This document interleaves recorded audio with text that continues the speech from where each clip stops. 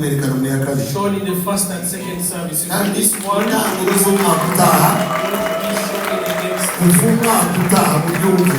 next year we'll have marriage bands.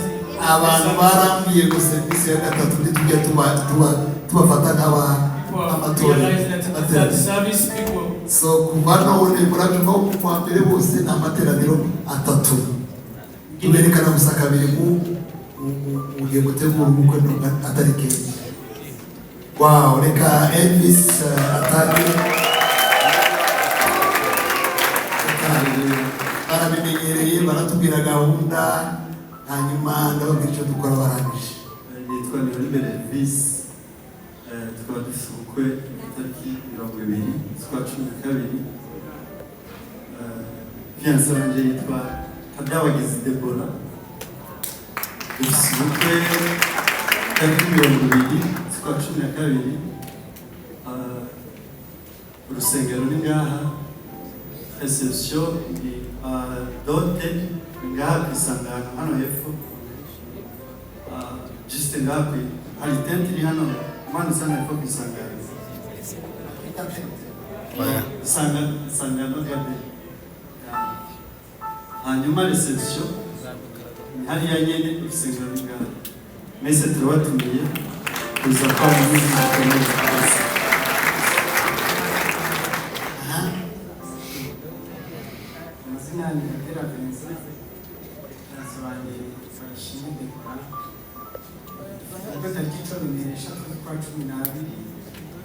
Sare ngajigade kinya niho dote n'izabera baje gusekera hano musengero twabatu. Haleluya. Azina nitwa Bienvenue. Fiancé wanjye yitwa muri Aline. Dufite ubukwe tariki 19 z'ukwezi kwa 12 azaba ari kuwa gatanu. Urusengero ruzabera hano saa 7, zizabera kuri Excella Garden ibaye shinga hano musengero. Adoti hari biraranye. Yes.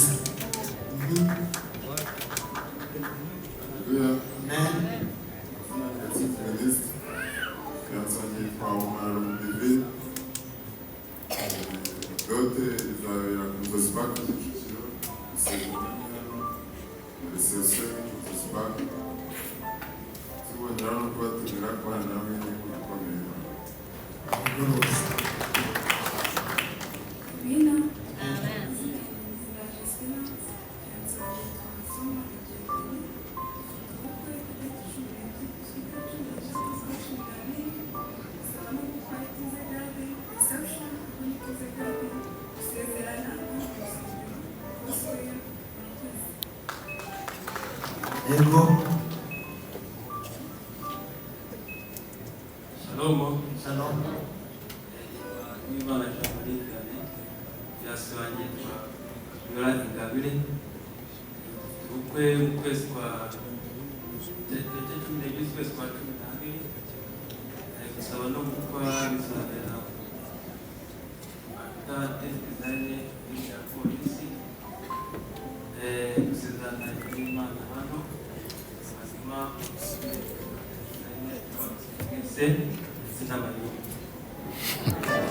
atumiye abayumbi.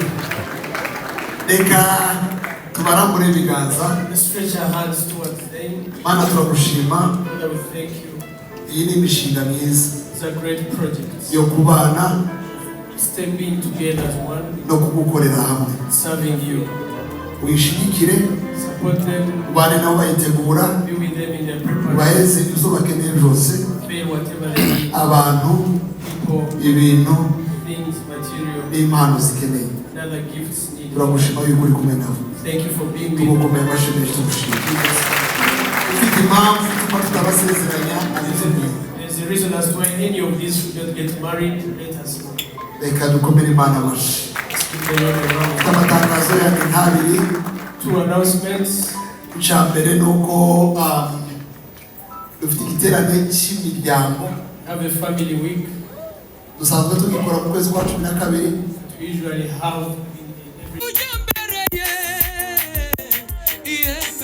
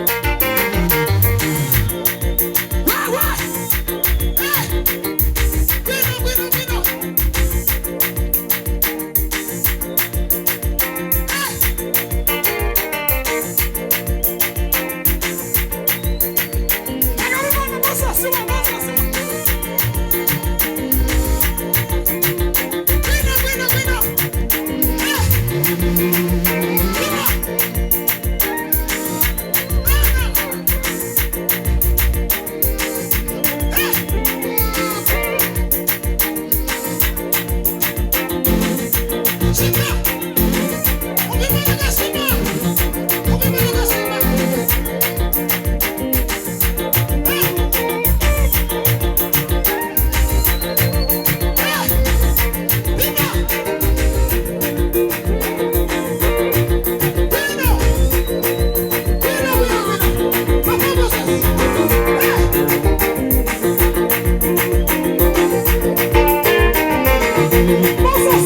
a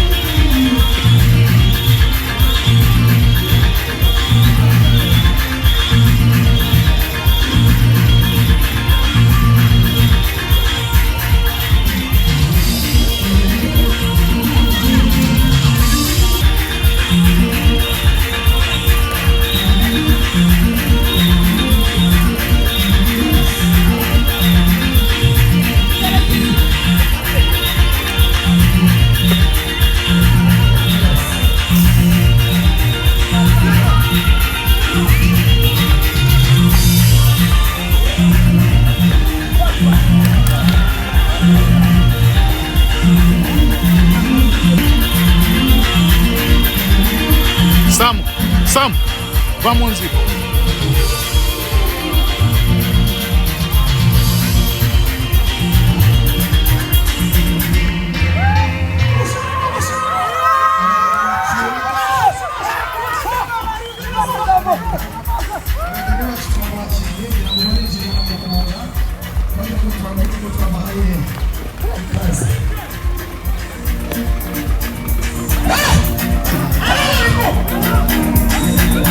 Hey!